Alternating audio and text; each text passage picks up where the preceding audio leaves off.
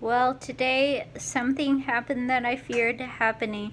I mean, thankfully I wasn't totally naked, but I fell. I was trying to transfer onto the shower bench, and one of my legs, this was my fault, like positioning, one of my legs was outside the tub, the other leg was inside the tub.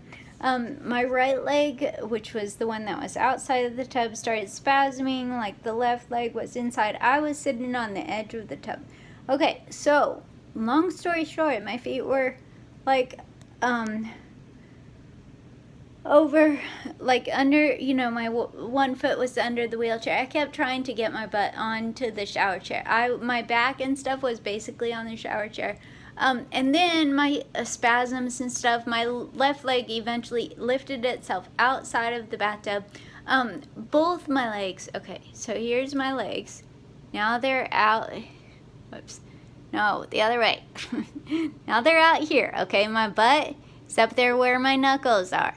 And my back is leaning like over this little thing. My back is leaning over like this. Okay, my butt is my knuckle. Back is leaning over there. And then, all of a sudden, my duct tape shower chair breaks even more. And so, boom, like the whole, me and the shower chair. The shower chair falls back, hits the back edge of the bathtub. I am now stuck underneath the armrest of the shower chair, and it begins, like it kind of tries to choke me, and my head is in, see that corner of my bathtub right there? So my head was down there with the shower bench, like, leaning to the back, and then the armrest thing choking me out, and I was freaking out, like, because I don't. There's a lot of reasons I was freaking out, but anyway, I said, "Hey Siri," a million times, and finally I calmed down enough for Siri to pick up, and then I said, "Hey Siri, call 911," and so it did, and so thank goodness for that. Siri saved the day. Kind of. Fire department definitely helped. I mean, they had to, when they came, first of all, then they tried to pick me up. But it was hurting my neck even more. And then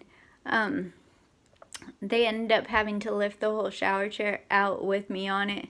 And then they lifted me off the shower chair, and I was just, like, I'm in my diaper and a t-shirt, like, basically the whole time. When the fire department first came in, this was me, just in a diaper with my legs sticking out, my butt in the air, my head's down in the corner.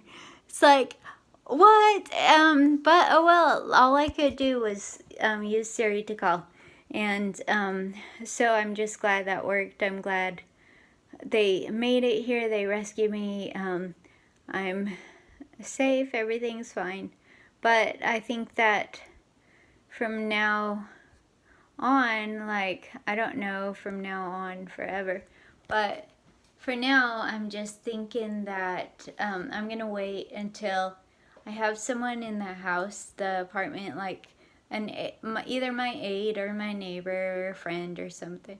I'll just shower when I have someone around to kind of spot for me, and if I need help moving my legs, or just to make sure I'm not like killing myself accidentally.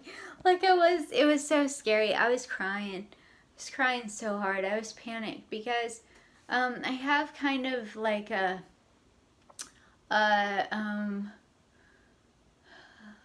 like, you see it on my neck where, like, those lines where it was like choking me all the time.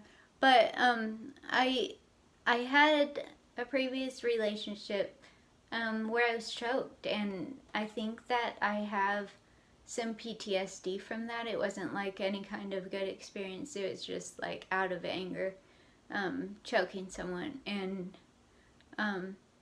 I think it, gave me a little PTSD. I think that being in a vulnerable position and then being choked, and I didn't know what I was going to do. I couldn't reach my phone. I don't have my button right now. Like, I lost one of them. The other one, it broke the little strap off, so I didn't have a button with me. I didn't have anything. I could not reach with my hands the phone, so I'm just glad that Siri was there and able to call 911 and stuff. I'm glad I didn't totally choke myself out.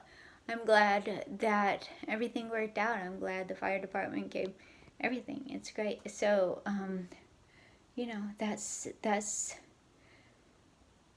life.